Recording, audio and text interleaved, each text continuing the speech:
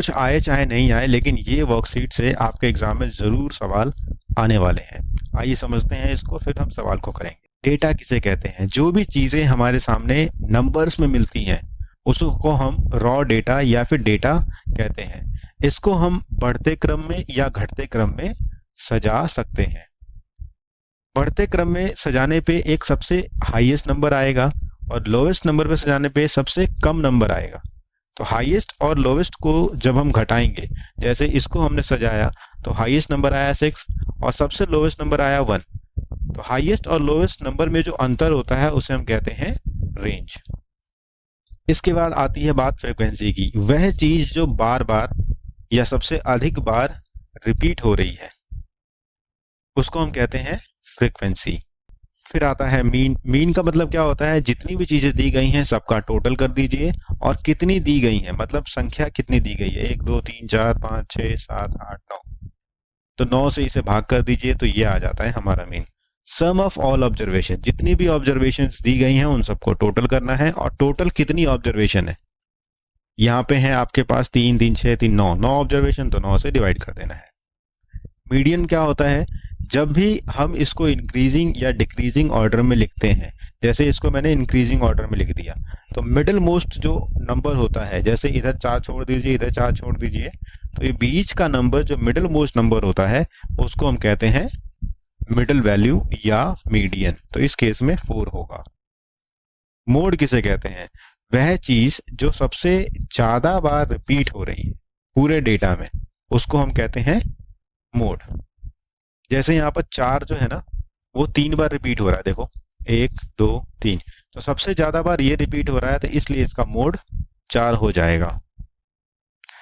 जो डेटा है इसको हम बार ग्राफ में भी रिप्रेजेंट करते हैं ताकि वो हमें अच्छा दिखे, यूनिफॉर्म उसमें दिखाई दे। अब हम करते हैं सवाल को। पहले 5 प्राइम नंबर का मीन क्या होगा?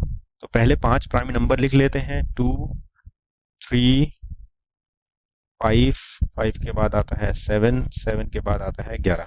तो ये 5 प्राइम नंबर है, इसको फिर हम 5 से डिवाइड कर देंगे। ठीक है, तो ये आ जाएगा हमारा 5.6। तो इसका आंसर हो जाएगा सी।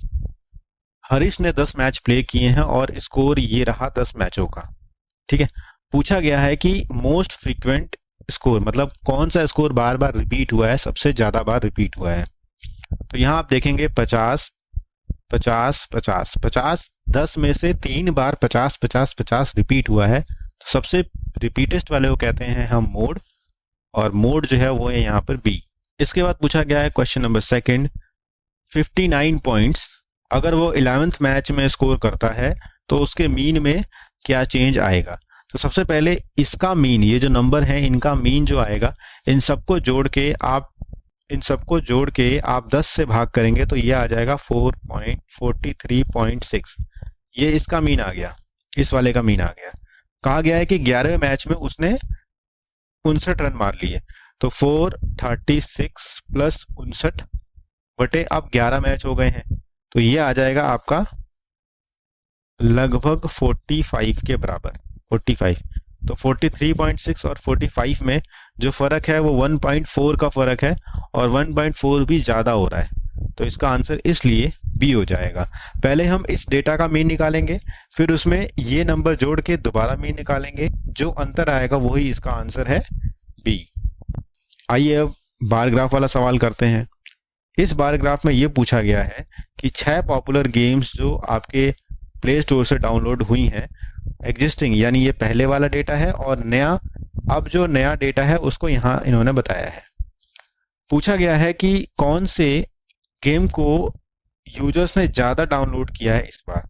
तो पहले की रेखा छोटी होनी चाहिए, दूसरी रेखा बड़ी होनी चाहिए। तो ये डी और एफ में देखो, ये पहले डाउनलोड किया गया स्कोर है और ये अब डाउनलोड किया गया स्कोर है। ये पहले डाउनलोड किया गया स्कोर है, ये अब डाउनलोड किया गया स्कोर है। तो डी और एफ के केस में ये ज्यादा डाउनलोड हुआ है, इसलिए इसका आंसर डी हो जाएगा।